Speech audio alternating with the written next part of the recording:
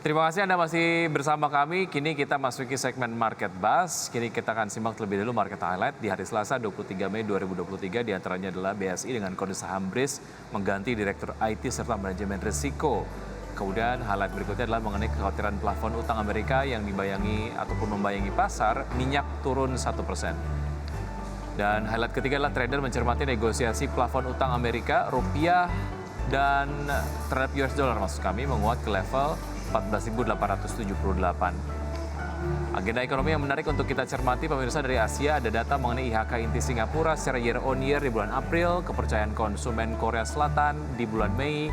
Sementara itu dari Amerika Serikat ada data mengenai penjualan rumah baru Amerika Serikat secara month on month di bulan April.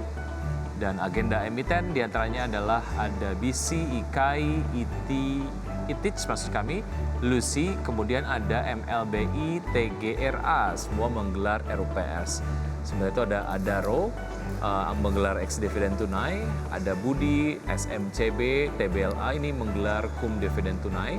Sementara Bayan ini melakukan pembayaran dividen tunai dan TMAS awal perdagangan nominal baru atau stock split. Dan ada Tugu yang akhir perdagangan nominal lama stock split. Dan kita ke penutupan IHSG kemarin sore pemirsa di sesi 2, IHSG naik 29 poin atau 0,43% ke level 6.729. Sektor teknologi ada di posisi terlemah turun sebesar 0,94%. Sedangkan energi yang menguat naik 1% walaupun memang secara kumulatif beberapa waktu yang lalu disampaikan bahwa sektor energi memang sudah mencatatkan pelemahan yang cukup signifikan, tapi kemudian di penutupan perdagangan kemarin sektor energi malah memimpin penguatan. Dan pembukaan bursa Asia di pagi hari ini pemirsa, Nikkei dibuka menguat 0,62%, STI Singapura menjadi salah satu indeks utama di bursa Asia yang dibuka melemah di pagi hari ini, melemah 0,03%, sementara itu Kospi Korea dibuka menguat 0,49% dan Hang Seng Hong Kong dibuka menguat 1,17%.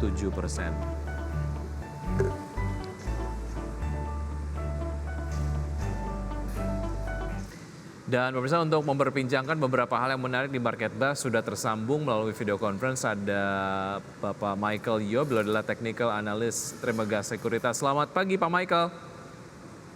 Selamat pagi Mas Wiki. Apa kabar? Baik, semoga semua juga baik ya. Sudah bergabung bersama kami di Market Buzz bicara mengenai beberapa highlight yang tadi saya sudah sampaikan.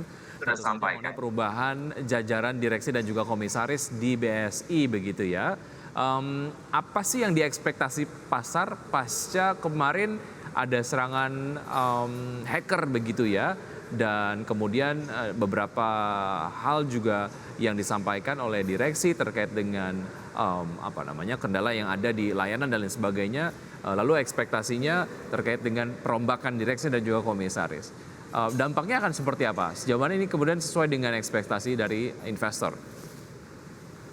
Ya, sepertinya pergantian manajemen ini merupakan respon dari manajemen BRIS terhadap serangan hacker yang ada sebelum di beberapa pekan waktu lalu. Dan hal ini juga sudah dikonfirmasi oleh salah satu menteri kita, Pak Erick Thohir, bahwa memang benar ada serangan hacker yang terjadi di perusahaan perbankan BRIS. Nah, gantian manajemen ini yaitu salah satunya digantikan oleh Pak Saladin Effendi, yaitu merupakan salah satu senior di Bank Mandiri sebelumnya. Nah, ini tentunya akan memberikan kita ekspektasi bahwa ke depannya hal-hal seperti ini tidak akan terulang lagi. Dan itulah yang disampaikan di RUPS BRIS. Nah, kalau kita melihat kinerja BRIS sendiri, di per kuartal 1 2023 sebenarnya masih tergolong cukup memuaskan, di mana laba bersihnya itu sebesar 1,45 triliun, atau selama year on year itu meningkat hampir 50%, Mas.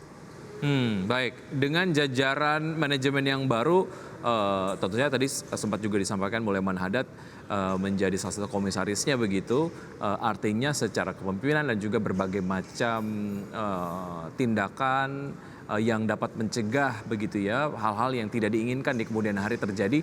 Ini memang frontline-nya cukup menjanjikan ya, Mas Michael. Betul, tapi begini, pada dasarnya bisnis perbankan ini kan merupakan bisnis kepercayaan. Ya. Nah, ini ada efek social cost yang saat ini belum bisa kita kalkulasikan.